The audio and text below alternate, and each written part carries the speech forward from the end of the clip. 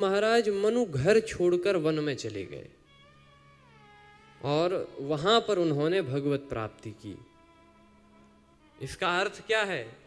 कहा यदि हमें विषयों से बचना है तो विषयों से दूर हो जाओ, विषय छोड़ने पड़ेंगे, घर छोड़कर वन में जाना पड़ेगा। लेकिन मानस के दो मुख्य केंद्र बिंदु हैं।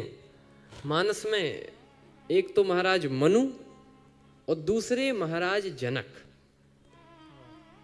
अब इन दोनों की कथाओं को आप देखें तो महाराज मनु को विषयों से बचने के लिए घर छोड़कर वन में जाने की आवश्यकता पड़ी और वे घर छोड़कर वन में गए। क्यों? होए न विषय विराग, वैराग्य हो ही नहीं रहा। लेकिन महाराज जनक को जाने की जरूरत ही नहीं पड़ी। ये क्यों? वे जनक जी कहते हैं इसीलिए क्योंकि सहज विराग रूप मन मोरा, मेरा मन तो सहज वैराग्य रूप है। तो राग बंधन है, ये संसारी साधन बंधन नहीं है। ऐसा भी हो सकता है कि कोई व्यक्ति खूब सुख सुविधा भोग रहा हो लेकिन वो एक क्षण में त्याग दे, उसका बंधन ना हो।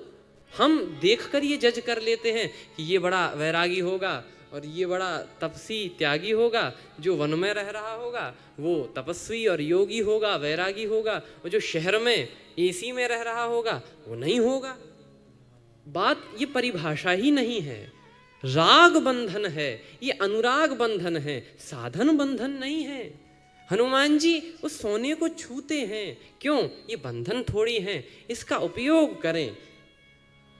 और त्यागना ये तो दंडता है। यदि आवश्यकता है और फिर भी त्याग दो, आवश्यकता अनुसार तो कार्य किए जाएं।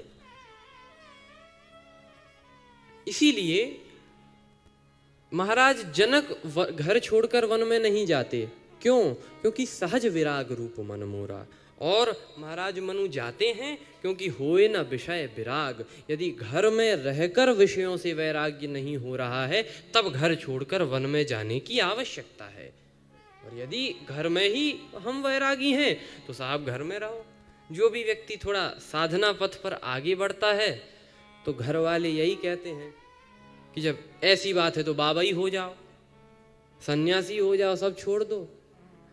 तो ये आवश्यक नहीं है कि आपको घर छोड़कर वन में ही जाना पड़े। आप घर में रहकर भी वैरागी हो सकते हो।